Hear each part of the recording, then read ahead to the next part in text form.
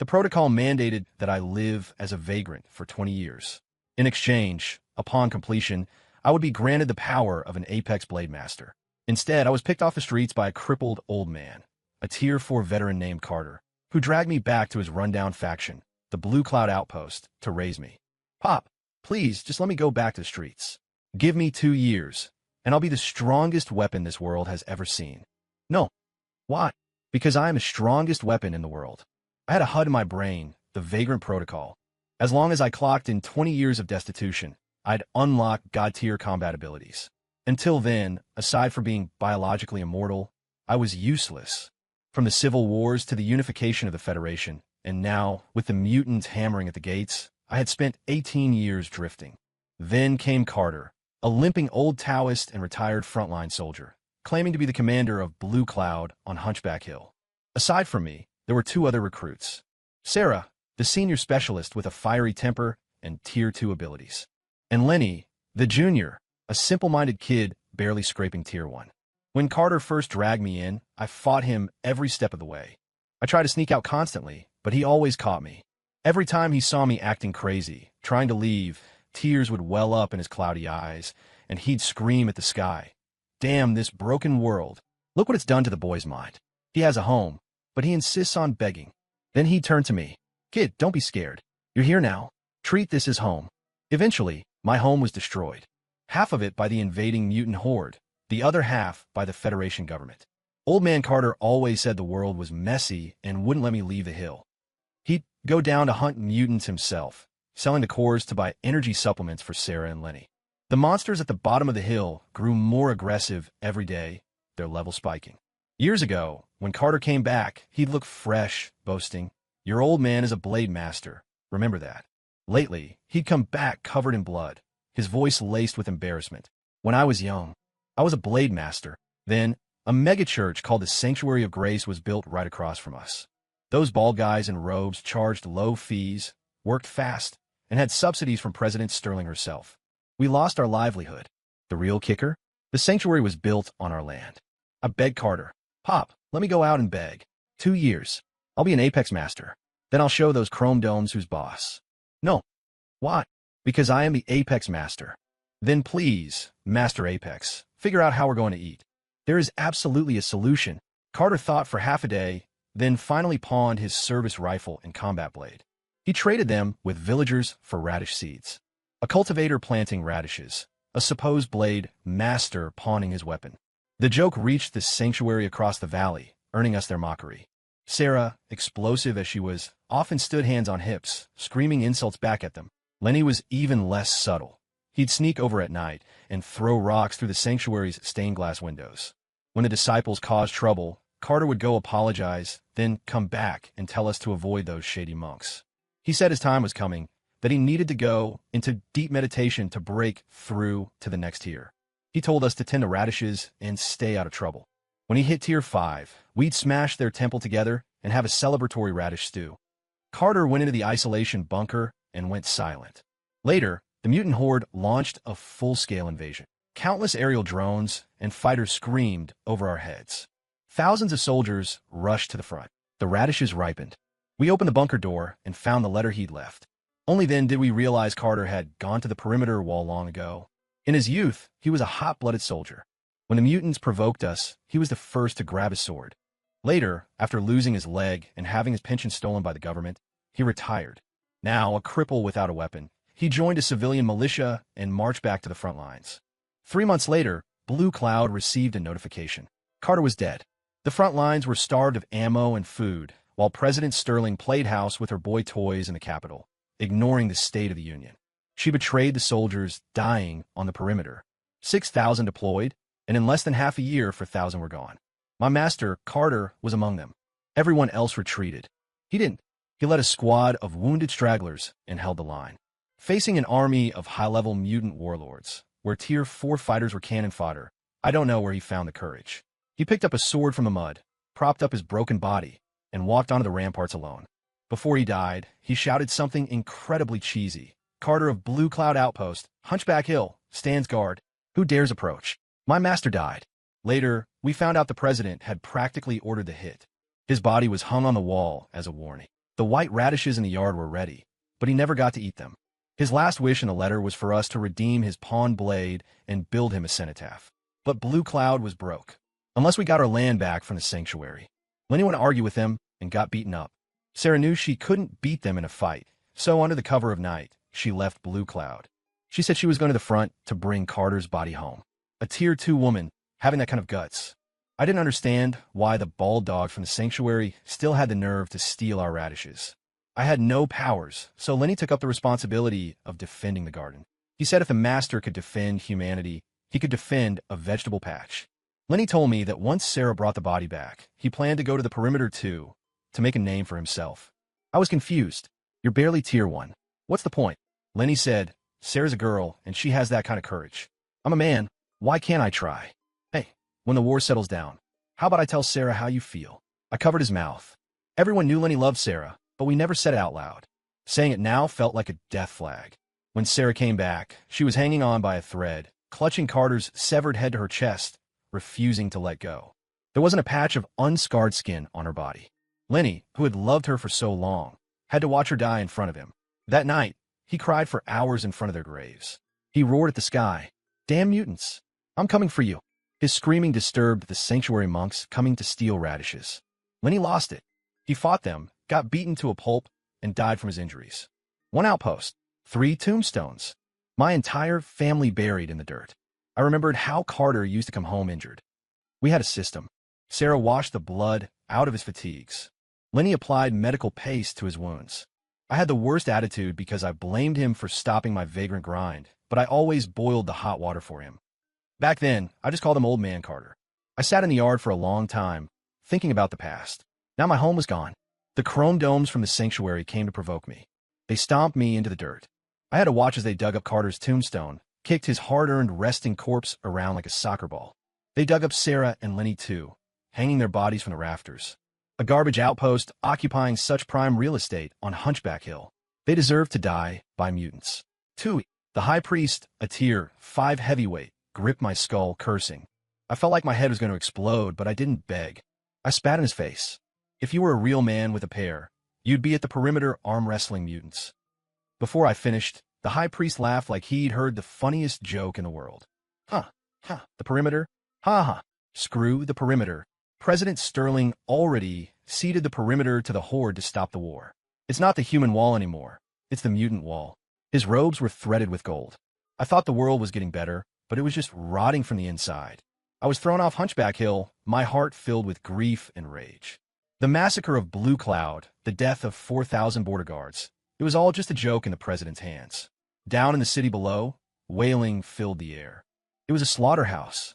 Everyone's eyes glowed with a bloodthirsty red hunger, staring at the stumbling pedestrians. The moment someone fell, basic humanity vanished. People swarmed to tear them apart, sucking the marrow from their bones. Defeated soldiers and refugees turned the Federation into a living hell. This was my second time down the mountain in 2 years. Only now did I realize how well Carter had protected us. We were poor, but we weren't eating each other. Now I had no home, no attachments. I picked up a crack bowl from the roadside and started my grind. 2 years, just 2 years, and I would be the world's greatest weapon. During those 2 years, the mutants grew restless again, raiding the borders. This time, fewer soldiers volunteered. There were no more jets screaming overhead. President Sterling hadn't just lost the physical wall. She'd lost the wall in the people's hearts. Millions in taxpayer credits flowed out of the treasury, not to build defenses, but to build temples and statues. Looking at the massive glass and neon Buddha the sanctuary had built, I thought of the headless statue of our founder back at Blue Cloud. The 3 of us had urged Carter to hire a mason to fix it. His response was always, "The founder is formless. Today it could be you, tomorrow me. Instead of fixing a dead rock, let's trade for some grain and fill our bellies." But President Sterling just couldn't understand that logic. She'd rather polish dead statues than feed living citizens. I realized the places I needed to visit weren't just the sanctuary, but the presidential palace too. When I begged for the very last copper coin with my broken bowl, the protocol's voice finally chimed in my brain. Ding. Host has completed 20 years of the Vagrant Protocol, unlocking Omega-class blade authority. In an instant, 5-colored auroras erupted from my skull, piercing the sky. Purple storm clouds rolled in from the horizon. The apex blade had arrived. I stood at the foot of the mountain and walked up, step by step. Hunchback Hill was harder to climb than I remembered. 13,452 steps.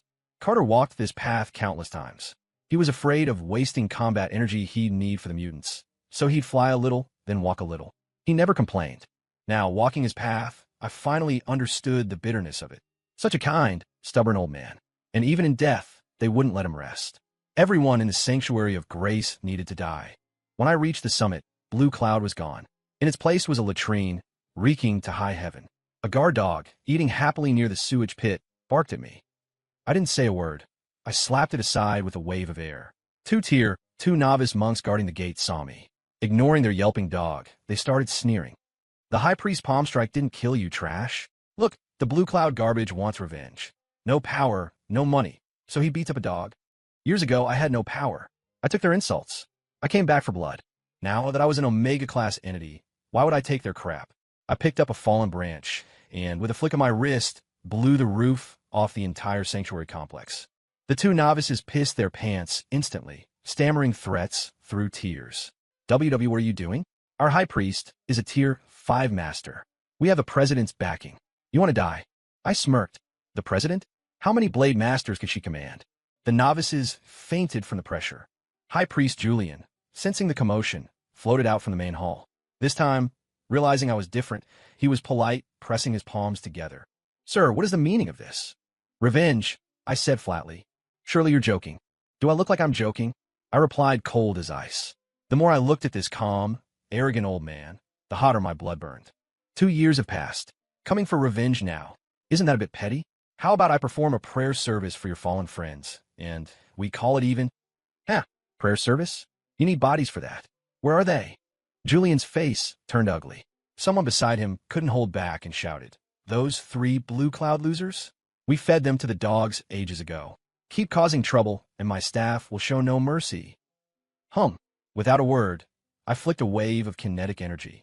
The monk who insulted my family exploded into a red mist. Sir, you go too far. The sanctuary's foundation is not something you can underestimate. I'm underestimating you. So what? Then we shall see who breaks first. Julian's eyes turned red. He gripped his gilded staff, chanting mantras. His energy spiked, hitting Tier 6 deity class. A massive holographic avatar, hundreds of feet tall, manifested behind him. The angry deity form. Let's see how a 20-something kid handles a full power strike from a Tier 6. The sycophant behind Julian had just finished his commentary when I took a step forward. Taking a hit from a Tier 6 was nothing. I grabbed Julian by the collar, dragged him to the open cesspit, and dunked him. I held him there until he choked down a few mouthfuls. He finally broke, bubbling up from the filth, gasping, What do you want? You, and everyone who destroyed my master's grave, who kicked his head, who beat my brother, who desecrated their bodies, who stole our radishes. Get out here! I screamed with everything I had, my voice shaking the heavens. Inside the sanctuary, monks with lower durability literally exploded from the sonic pressure. 72 people in the sanctuary. The weakest was a high-tier novice. The strongest was the shit-eating high priest in my hand. 21 of them had participated in the events back then. Any one of them was stronger than Carter had been, but not a single one had a fraction of his courage. I believe in an eye for an eye. The first to die was Julian, the ringleader. I stripped his powers in front of his disciples, shattered every bone in his body, and threw him off the mountain. The remaining 21, some begged, some fought back. I sent them all to meet their God. In one day, I flattened the sanctuary of grace. The guilty were tortured to death. The bystanders were cut down with a single stroke. Before I left, I minced that dog I'd slapped. Then I pulled every single radish from their garden. Master wanted to eat one so badly before he died. Now he was gone, bone and body, and I didn't even have a grave to offer them to. Pop, tell me, was it worth it, defending this country for these people? What's so great about that wall? I had to go see it, sit on it, not for me, but for you guys, to vent some anger, and to take back the thing my master gave his life to protect. I stepped onto my floating blade, turning into a streak of rainbow light heading north. The destination, White Jade City, the last of the 4 border fortresses. If it fell, the mutants could march straight into the Federation's heartland. Humans and mutants meet on the chopping block. The absurd part? Only 3,000 battered soldiers were guarding it. With 160,000 mutants about to breach, President Sterling hadn't sent a single reinforcement. I landed in the city. Corpses everywhere. Seeing I was there to help, the lead officer didn't ask my name or rank. He just welcomed me into the command tent. I am Zhao, Tier 6. May I ask, friend, how many troops did you bring? What is your level? Just me. Class, Omega. I replied. Zhao's excitement froze on his face, then melted into a sigh. Fine. Fine. Years ago, when the president ceded the perimeter, I knew the heroes of this world had given up. For you to come alone, on behalf of the citizens, I thank you. Zhao was about to kneel when a high-pitched voice screeched from outside the tent. Where is Zhao? Come receive the executive order. Zhao is here. Did the president send reinforcements? The eunuch messenger gave Zhao a weird look and unrolled the scroll. By order of the president, Commander Zhao of White Jade City is ordered to retreat and return to the capital within 3 days to report. End of order. Received. Zhao pounded his chest, then grabbed the messenger's sleeve. Sir, did she send a relief force? The Golden Guard and the demon hunters in the capital are elite. If they... The messenger dodged Zhao's intense gaze, mumbling, General Zhao, don't ask. The president has ceded all 4 border cities to the Horde. The Federation, well... Zhao's eyes blazed with fury. The cold wind made the tired old soldier look desolate. How could this be? I brought 8,000 brothers out here, and I only have 3,000 left. How could she just give it away? What about the citizens? What about the families behind us? Damn it, does she think I want to be here? I'm doing it for my family back home. That senile old hag, she's lost her damn mind. Hearing him curse the president without filter, I knew Zhao planned to disobey orders and die fighting. He held up the executive order and walked among the battered troops, shouting, The president wants to give away our city. I, Zhao, do not agree. Do you agree? The soldiers looked at each other in silence. No one dared to speak. Facing the silence, Zhao did something unthinkable. He tore the silk scroll to shreds right in front of them. Once White Jade falls, the Horde marches straight into the heartland to rape and butcher your wives and daughters. I ask again, do you agree? Zhao's defiance lit a fire in them. Soldiers living on the edge of death roared in unison. We do not agree. If we don't agree, what do we do? Kill. Kill. Kill. Are you afraid to die? Death holds no fear. Good. Good. You really are the men who crawled out of the corpse piles with me. Real men with stones. Listening to their call and response, I finally understood why my master was willing to stand on that wall and shout his name. If not for the corrupt leader in the high tower, then for the small light burning in the window of a home behind him. As the massive mutant army began its march, my Omega-level power surged out like a tsunami. Zhao shook his iron tower frame and looked at me. Stranger, are you really an Omega class? Did I ever say I wasn't? I smiled at him, tapped my toe, and floated up to the ramparts. Stranger, what is your name? Zhao shouted after me. Before, I was a nobody, but now it was different. Pop, you were right. The Apex Master is you, not me. From now on, I am Carter. I didn't look back. One hand behind my back, sword at the ready, I stood on the wall and let out a long howl at the 160,000 troops in front of me. Carter of Blue Cloud Outpost, Hunchback Hill, stands guard. Who dares approach? Maybe it was my shout, but the morale of the 3,000 survivors spiked. In moments, they rushed the wall, standing shoulder to shoulder with me. Zhao of Stone Creek, Tier 6, stands here. Zhao landed steadily beside me. Du of Willow City, Tier 5, stands here. My cultivation is low, only Tier 3, but I'm a man, ready to die. I don't have the equipment downstairs, but I'm still a man. At that moment, even a messenger from the capital clumsily climbed onto the wall. His declaration drew a laugh, but no one questioned his resolve anymore. The battle exploded. Countless energy blasts rained down on the wall. Many came from Tier 7 monsters. I blocked their attacks with a casual swing of my sword. But the shockwaves made the city tremble. Just as I prepared to snipe the 2 Tier 7 commanders, I saw a terrifying aura rise from the enemy's central tent. The Horde Warlord, a Tier 8 entity, had finally made his move. He recalled the 2 commanders and flew out to face me. On his order, the entire army ceased fire. Zhao and the others formed a defensive formation, trying to intercept him outside the walls. It was futile. A tiny Tier 6 dares to shake the tree. The warlord glared at Zhao, and Zhao was flung backward like a kite with a cut string. Oomph! A human ant dares to face me. That single glance nearly killed Zhao. But the warlord didn't finish him. He turned to introduce himself to me. Human, I am Mesh, Marshal of the Horde. Shall we talk? No. I smirked. rising 300 feet into the air. I brought my sword down. The shockwave shredded the enemy formation instantly. You see my power. Do you think a little tier 8 has the qualification to negotiate with me? I looked down at Mesh, showing zero respect. Invaders only deserve to see the dirt on my boots. Mesh kept smiling, but under my absolute suppression, I could feel his killing intent spiking. What? Cat got your tongue? If you have nothing to say, get lost. Another sword strike. Another 10,000 mutants erased. I gave him a cold warning. I'll give you 3 seconds to take your army and run. After 3, not even God can save you. 1. Young man, are you interested in working for the Horde? 2. You won't kill me. If you kill me, your president won't forgive you. Feeling my sword intent rising, Mesh's voice began to tremble. 3. Retreat. I'm retreating immediately. Mesh panicked and turned to flee. Did he really think I let him go?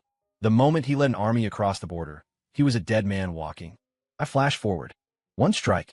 In the blink of an eye, the marshal commanding 160,000 troops was sliced in half.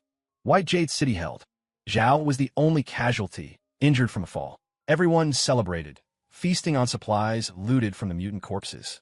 After the meal, a worried Zhao messaged me telepathically. Friend, they retreated this time. But if they come back, what do we do? Don't worry. Tonight, I'm going to take back what belongs to us. I'm taking back the human wall. And while I'm at it, I'll take the mutant emperor's head. That night, while the city slept, I left. 16,000 routed troops, plus 100,000 garrison elites, plus 3 tier 9 ancestor-level monsters sent by the royal court, and 60,000 high-tier regulars. I learned from them that the mutant emperor had issued a kill order. At any cost, they were to kill the young human blade master. He overthought it. I only needed 1 strike to shatter the dreams of those 3 tier 9 ancestors. They hid among the army, terrified. Carter, you have power, sure, but can you really kill 320,000 elites in 1 breath? He was right. I couldn't kill them all in 1 breath. So I took a second breath. 1 sword, 2 breaths, 3 moves. I took back the wall for my master.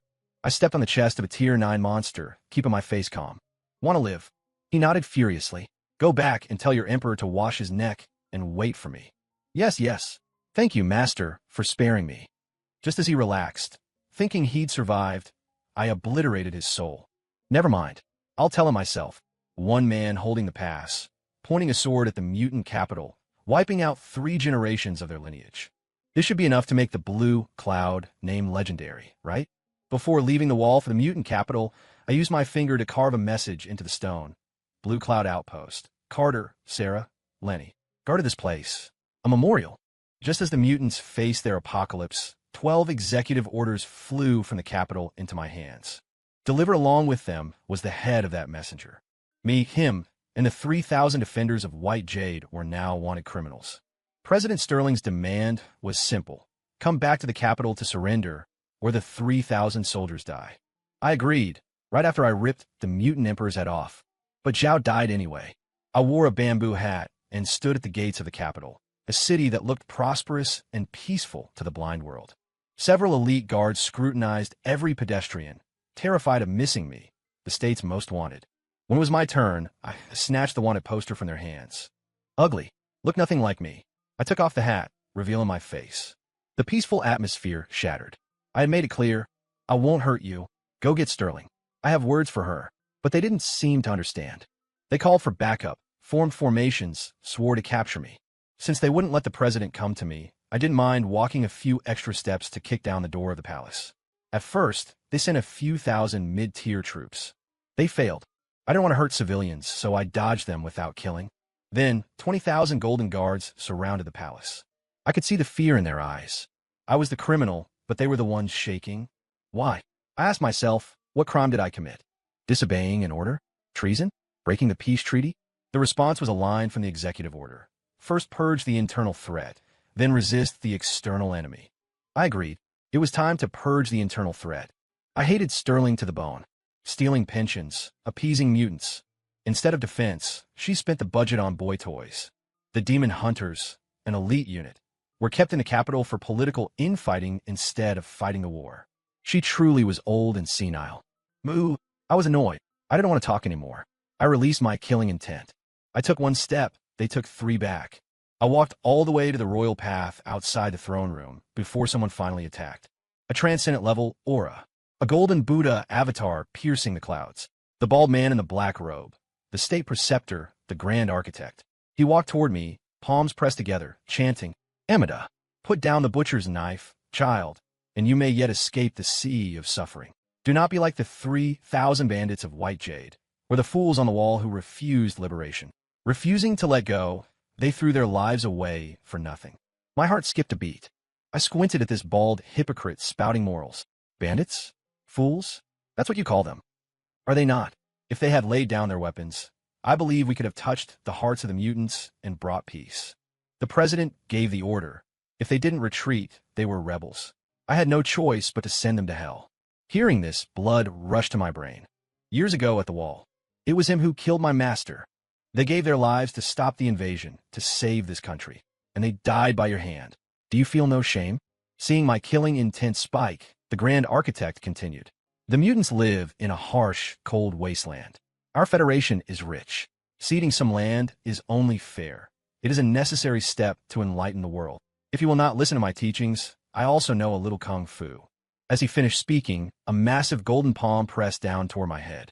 The shadow covered the entire capital. Leave now, child, or this hand will flatten the city. I tilted the tip of my sword upward. The architect's face shifted to disbelief. He pressed down with both hands, but couldn't move the projection an inch. Rise! An Omega-class blade master is invincible even in the heavens, let alone on earth where my word is law. As I spoke, every temple in the capital was ripped from the ground, floating up behind my sword tip. Dust and debris rained down on the streets. Gold and jade statues shattered into millions of pieces. Any single fragment could have fed a family for months, yet Sterling used them to please this monk. Laughable. The tens of thousands of surrounding troops watched, frozen. If anyone doubted I killed 3 ancestors before, they knew now. Architect, it's time to die. Wait. No. This monk admits his fall. I didn't wait for him to beg. With one move, I pierced the giant avatar, shattering his courage and his soul. On the pure gold throne, the white-haired President Sterling was feeding a grape to a young, pale novice monk, drawing out a string of saliva. If I hadn't interrupted, they would have kept going. 60 versus 16. Doing that in front of the court. She really had no shame. Seeing me, Sterling glared. Audacious rebel, daring to break into the court and disturb my meditation with the holy child.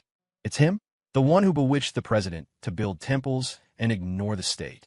I ignored her and addressed the ministers. Silence in the hall. Your Highness, did this monk bewitch you? Sterling didn't answer, continuing to fawn over the boy. The novice finally asked, Sterling, he asked you a question. Did I bewitch you? Sterling shook her head frantically. Never, never. Don't be angry. I'll have him arrested. Guards, guards, summon the grand architect. Sterling stood up, commanding the room, but no one moved. Are you revolting? Where's the architect? Capture this madman. Are you looking for him? I waved my hand, and the architect's head flew into the hall. The architect is a divine being. How could? Sterling collapsed onto the throne. The young novice went pale. Your Highness, this maniac killed my master. You must execute him for me. The boy tugged at her sleeve, eyes teary. Disgusting. Noisy. I gave him a look, and he exploded into a cloud of blood mist. The culprit who nearly destroyed the Federation. His blood really did stink. Guards, arrest him. Demon hunters, Golden Guard, whoever kills this rebel, I will make them rich. No one moved. Instead, the ministers took a step back, opening a path for me. I walked toward the throne, step by step. I ask you, did you cede the wall? Did you give away the 4 border cities? It was the architect. He gave the order. It has nothing to do with me. I ask again, the soldiers left on the wall, the 3,000 at White Jade. Who killed them? The architect. It was him.